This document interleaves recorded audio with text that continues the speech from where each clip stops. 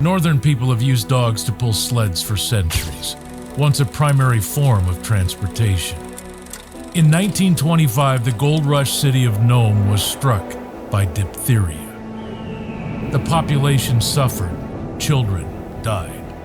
The only way to get the antitoxin serum to Nome was by dog team. Mushing captured headlines around the nation when 20 mushers and their dog teams relayed the life-saving serum to the children of Nome. Among these, the Norwegian-born Leonard Seppala and his dog Togo, and his friend Gunnar Kaysen with his best lead dog, Balto. They confronted the blizzard and ultimately saved the population. The serum race to Nome is the inspiration for the Iditarod Trail. It honors the sled dog heroes like Balto and Togo. These historic trails continue to make new heroes, as the winning team of Iditarod has earned the title of Best Musher and Sled Dogs in the world.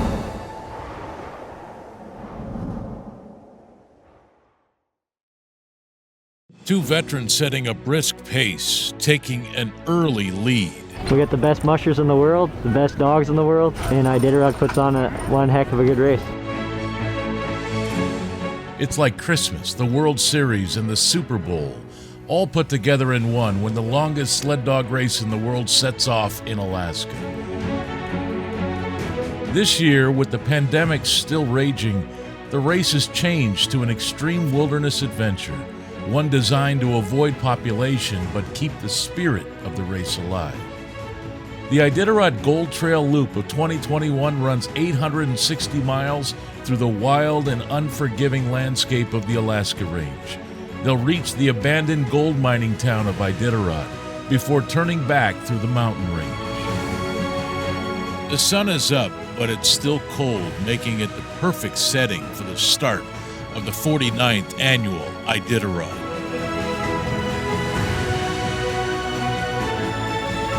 In the midst of a pandemic, it wasn't a given that the Iditarod would even take place this year. Just happy to be here. Glad we're having a race, and we're more than ready. Eager to get racing. We're lucky we don't have the ocean between us like the Norwegians, so I feel bad for the mushers over there that wanted to be here, and we wish they were here. And speaking of Norwegians, Thomas Werner, last year's Iditarod champion, won't get the chance to defend his title this year. I signed up for the 2021, but it's just impossible. I think I have this incredible team and I feel really ready to race. So for me, not going to Alaska this year is kind of hard. You know, it's kind of a sad feeling that you're not able to go. But I kind of achieved my goal already. So what I really wanted to go back and it's not only being racing and winning, it's also being a part of that race. It's so great race and go through the nature and the countryside and all the checkpoints. It's just this amazing feeling and you feel so alive. Well, it's going to be an interesting race since they changed the whole race, so it's a new concept, and I wish all the mushers the best and have fun. And I'm really jealous that you can be a part of this great race, and I'm not this year, but have fun and happy trails. Blowing right through the first checkpoint, setting a brisk pace from the start, is Ryan Reddington, the grandson of the founding father of the Iditarod, Joe Reddington Sr. I'm excited. It's going to be a really fun race. It's going to be new to all of us on the way back, but I think that you'll see the veteran mushers really put on a really good show for everybody. And on the way to Rainy Pass, another veteran, the French and American musher Nick Petit. He's passing Reddington, taking the driver's seat. Petit finished second in 2018 and is aiming for his first victory. Although Nick got an early lead, there's yet hundreds of miles to go. And we'll see you soon for more updates on the Iditarod Trail.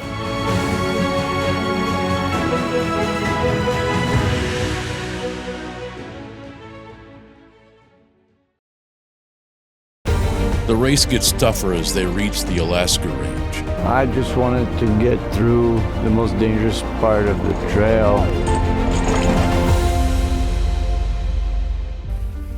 Nick Petit is the first into Finger Lake, followed by Richie Deal. From Finger Lake to Rainy Pass, the trail gets tough. It is extremely steep down one of the trail's most hazardous sections, the Happy River Steps. Many mushers have gotten their sleds destroyed here. At least the Northern Lights are accompanying them on this journey. Ryan Reddington is first into Rainy Pass. He stops to grab straw, supplies, and heads back out onto the trail to camp. Dogs are doing good, and I'm happy that I'm here though. Second into Rainy Pass is Martin Boozer. Unlike Reddington, he's choosing to rest in the checkpoint. The mushers will choose to rest in the checkpoint or out on the trail. It's a part of their race strategy. And third is Richie Deal. Going through, Richie? Yeah. He's going right through. This year's race includes 4 former champions, 4-time Iditarod champion, the jovial Martin Boozer. Such a good dog. This is 38th time racing the Iditarod. Iditarod championships are kind of like salmon. If you have one, you'd like to have another one, you know, and if you have 2, one more would be just fine, you know. The youngest musher to ever hold 4 Iditarod championships, Dallas Seavey. After a few years away from the race, he's back. I'm excited to be back. It's this peripheral kind of pressure, like, oh, you're coming back, and there's a lot of anticipation, the fact that it is possible to get a 5th win. Will he get that high-reaching 5th win? One of 3 Norwegians to win an Iditarod championship, and he's never placed lower than 7th. Look out for your Leifseth Olsen. I'm as motivated as ever, I think. I'm still having a blast running dogs. I love training dogs. I love being out on trails, so I'm as excited as ever. A Yupik musher and the 5th Alaskan native to win. Hats off for Pete Kaiser. I want to be as competitive as possible and learn more and try to get better every year. Nick Petit leads the way down the Delzell Gorge and on into Rhone. The perfect conditions make this trail fast. Making his leap up front is Dallas Seavey. He's there in second. Interesting how fast this is, like all around, man. Is it just me or is everybody flying? Trail's perfect, yeah. In third comes Ryan Reddington, keeping up the brisk pace. Aaron Burmeister is fourth. Reddington blows through, but it doesn't take long before Nick is up in the lead again. Out of Rhone, the dog teams meet some of the consistently worst trail in the whole race. Meanwhile, the wind blows. Stay tuned to see how it goes.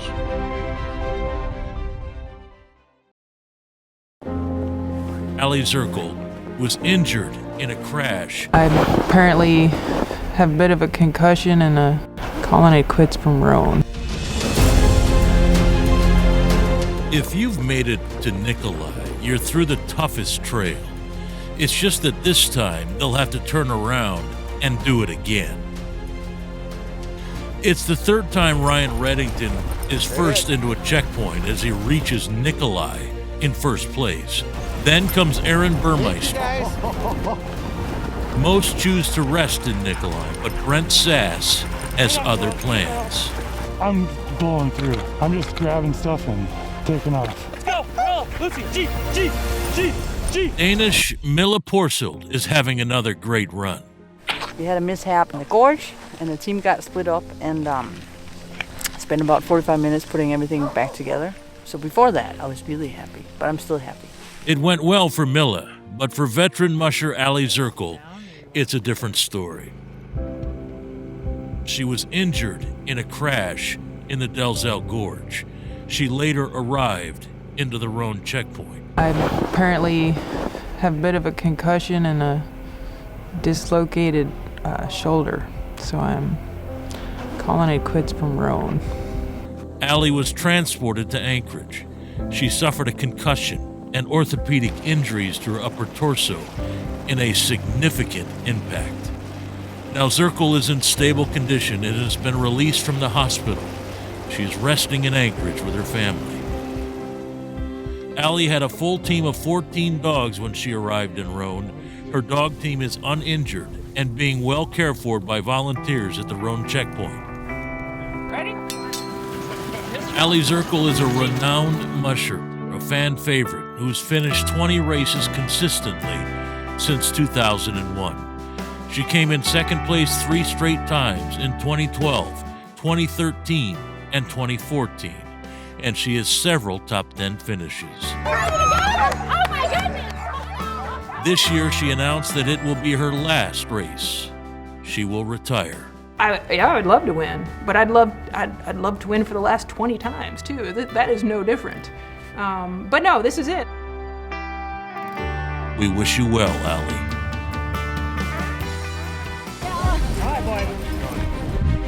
Plowing the trail in front, Dallas Seavey is first into McGrath, earning the first team into McGrath award, Beaver Mittens. It's a very special pair. Oh my goodness. And, look at that beadwork. Yeah, it's just beautiful. That's beautiful. Appreciate that very much. That is a nice little surprise.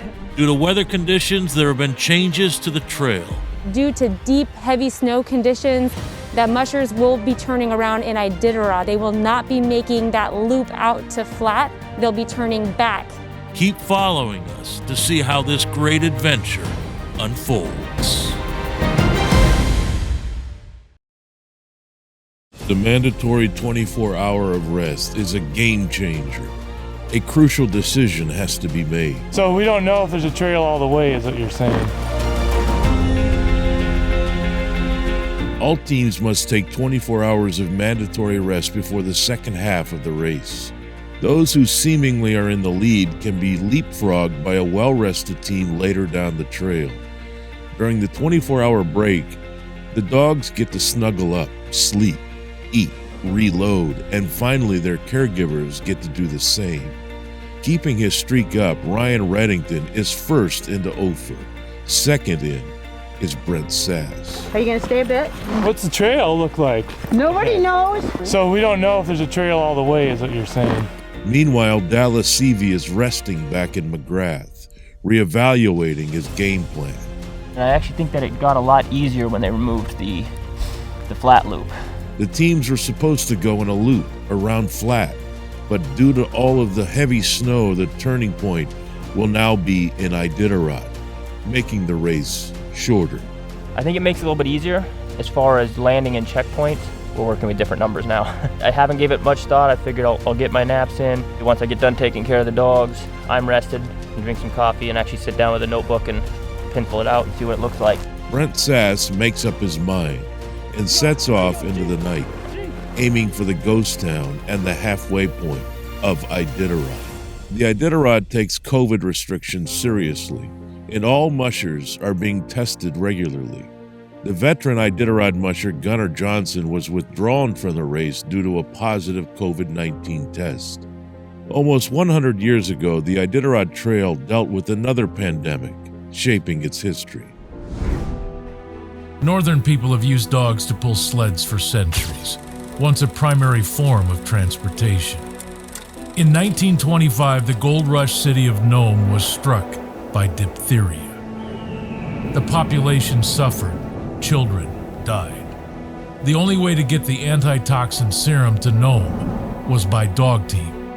Mushing captured headlines around the nation when 20 mushers and their dog teams relayed the life-saving serum to the children of Nome. Among these, the Norwegian-born Leonard Seppala and his dog Togo, and his friend Gunnar Kaysen with his best lead dog, Balto. They confronted the blizzard and ultimately saved the population. The serum race to Nome is the inspiration for the Iditarod Trail. It honors the sled dog heroes like Balto and Togo. These historic trails continue to make new heroes, as the winning team of Iditarod has earned the title of Best Musher and Sled Dogs in the world. Chasing his 5th victory, Dallas Seavey heads out of McGrath. Having completed his 24 hours of rest, up behind him is Your Leifseth Olsen, well rested. They're ready to catch up with the mushers who went further on down the trail. It's anybody's race right now. When the sun comes up, we'll know more about who truly is in the lead. The lead pack is returning. Dog teams are passing each other head on. Brent Sess came first into Iditarod. He has almost completed his 24 hours of rest. I didn't sleep 1 minute for the first half of the race, so I definitely needed it, and I got what I needed. So this rest is maybe going to hopefully benefit me being later in the race and a little bit fresher dogs now for the next few hundred miles. Dallas Seavey went into the Iditarod checkpoint and stayed there for nearly 4 hours before he headed back out, ultimately being the first to return from the halfway mark towards the finish. The rest of the lead pack soon follows, and it doesn't take long for Wade Mars and Brent Sess to catch up with Dallas. We're seeing dog teams passing each other head on, and that's uncommon for the Iditarod. There's some challenges up ahead, you know, like we know it's there, but it's going to be different going on the different direction. Passing another team can be hard if the dogs are social and curious. A smooth passing requires committed dogs and solid lead dogs.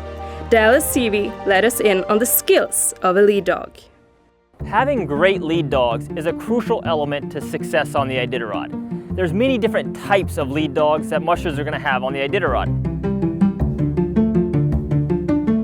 You might have a sensitive lead dog, a lead dog that's more feeling, aware of the musher, that really wants to please.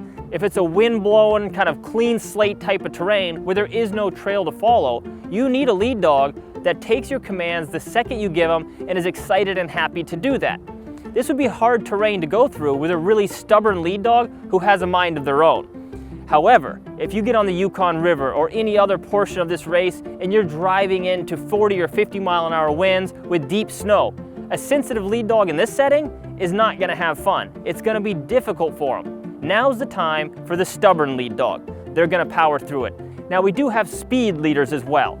If you took your speed leader and put him in that same deep snow or strong wind, it would be frustrating for that dog to have to go slow and lead. But when you get out on a different section of trail where it's glazed and the surface is perfect and it's time to go 9.5, 10 miles an hour, now's time for that speed leader to go up front and set a fast pace and drive to the next checkpoint. And it's all about picking the right lead dog for the right condition so you set that dog up for success. But the ultimate lead dog, these have the whole package. This is a complete lead dog. It's a lead dog that can adapt to every situation. They're almost always the best athlete the musher has ever seen. The lead dog that a musher might only get once or twice in a 20-year career. Volunteers are vital to the success of Iditarod. At each checkpoint, there's veterinarians checking the dogs. We do a basic physical exam. We make sure they're not losing any weight, make sure they're staying hydrated, watch their feet to make sure they don't get any sores or rubs from the booties, make sure their hearts and lungs sound good. So those are the basic things we're watching for. They love the weather. They love to exercise. They don't want to be anywhere but outside and running. It's highly unusual to see a sled dog that's not totally loving. They're all over their owners. They're all over anybody that comes up to them. You cuddle, they're licking you in the faces. They're the sweetest dogs on the planet, and yet totally strong and athletic, and eager to go. Oh, I love these dogs. They're halfway into the world's longest sled dog race, and the dogs are turning their paws back towards the finish. The race intensifies. A chase pack is after Dallas. This is where you start actually racing. My goal is to be first to the finish line. From Iditarod to Ophir, it's a full 80 miles of lonely country, an endless trail. It's 52 below zero. Dallas Seavey gets into the Ophir checkpoint first with a vocal dog team. Behind him comes Ryan Reddington. They're out of reach for my team, but I'm learning a lot, and I'm not giving up yet. Third in is Richie Deal, who would love a warm cabin. All I have is a tent. Can the cabin be fired up There's no heat in there, Richie. Pete Kaiser is dealing, in his own way, with the cold. Sit there and shiver. I mean, luckily there's some hills, so you can actually run up the hills a little bit and get a little bit warm, but you can really tell when it gets down to 50. Their journey is long, and they'll travel no matter if it's in the middle of a dark, cold Alaskan night. The Alaskan Husky likes it cold. It's only them, human and dogs, alone in this untouched, wild, landscape.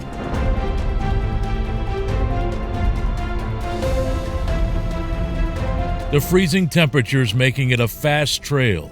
The top mushers make the run from Ophir to McGrath in only 5 hours. Dallas Seavey is first, and he feels confident. This portion coming up is definitely my favorite portion of the race. This is where we actually get to race finally. After all year of training, the trail is gonna be, I think, really, really fast over to Nikolai. Now, the final third, we actually get to do it. We're gonna be racing. Brent Sass is positive in second place. There's only one person here ahead of me, so that's a good thing. A lot of race left though. A lot of challenges left. We've already seen it. It's gonna look a lot different going the other way, I think though. So lots and lots of race left. I'm looking forward to going up the gorge. It'll be fun. Something totally new. Wade Mars is in third, a little less optimistic. I'm not throwing in the towel, but I think that Dallas has a super dog team and he knows what he's doing, so the chances of him making a mistake are not very good, but you never know. There's many strong contenders in this race. This is my 20th Iditarod. I've won all the first 2 awards except first to the finish line. We've got 14 very healthy, strong dogs. My goal is to be first to the finish line. The winner is up in the lead somewhere. We have a chase pack after Dallas, who's currently in control.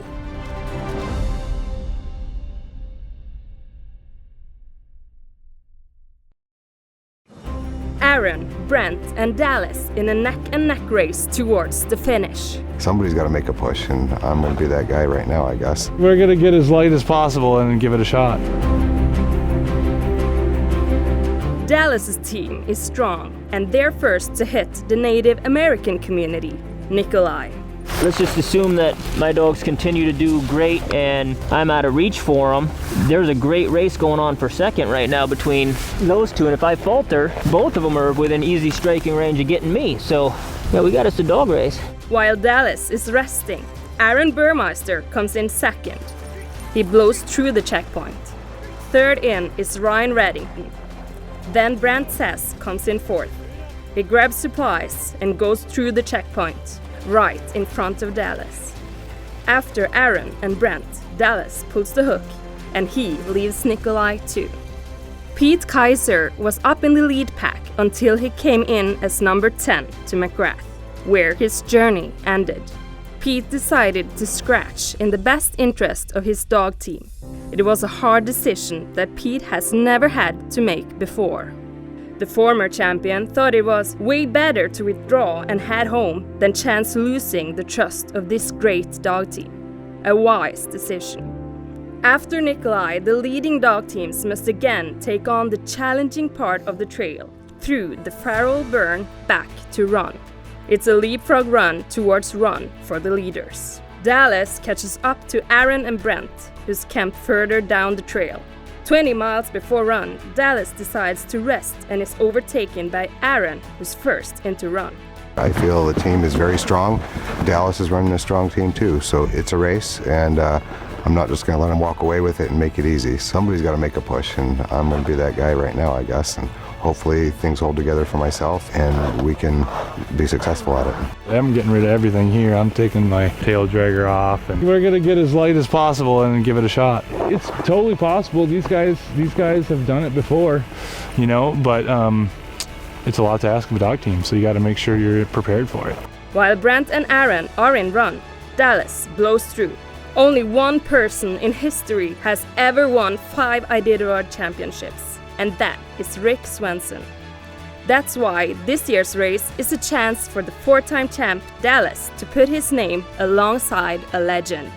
But there's many behind him who's craving that first win. Their journey continues up the climb to the summit of Rainy Pass. We're getting close to crowning another champion.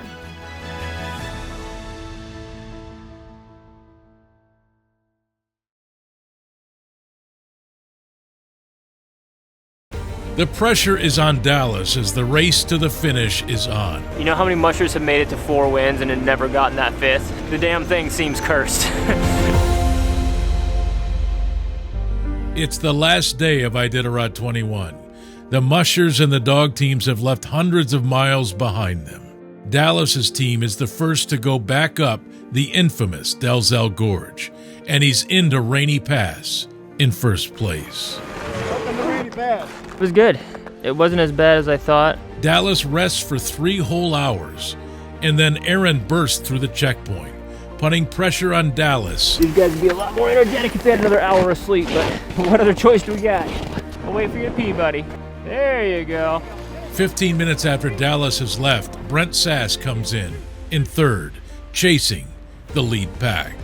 At Squentna, all mushers must take their last mandatory rest of 8 hours. Dallas is first. I keep thinking like it's too easy. Something's gonna go wrong.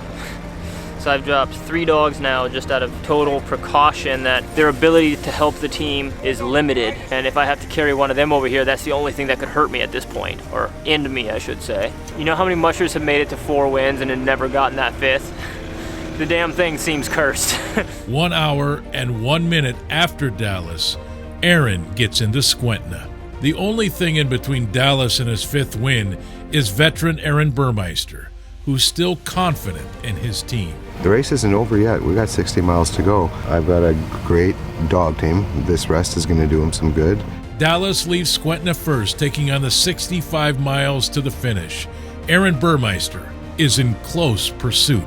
It's definitely been an odd race, with COVID, and then a veteran got injured, a winning candidate scratched, maneuvering through the Alaska Range twice, and the extreme cold. The 49th Iditarod has been a race to remember. Dallas's team upholds the speed and stays ahead of the others. At 5 a.m. in the morning, Dallas and his 10 dogs reach the finish line, first, led in by his lead dogs, North and West. In 1991, Rick Swenson was the first ever to win the Iditarod 5 times, and has been the king of Iditarod ever since. Today, 30 years later, that barrier is broken, as Dallas becomes legendary with his 5th championship at the age of 34. Yeah, that's huge, man. I mean, I've looked up to Iditarod champions my whole life, and I've dreamed about this my whole life, and it hasn't hit me yet, but it will. I haven't let myself think about it this whole race. It's like, don't even think about it, don't jinx it. Iditarod crowns a new king, and that is Dallas Seavey, a moment that will be remembered forever. Aaron Burmeister takes his personal best position in Iditarod, coming in 2nd place with a fantastic dog team. We congratulate Dallas and his outstanding dogs. Thank you for watching the Iditarod and the Krill Pet Arctic World Series.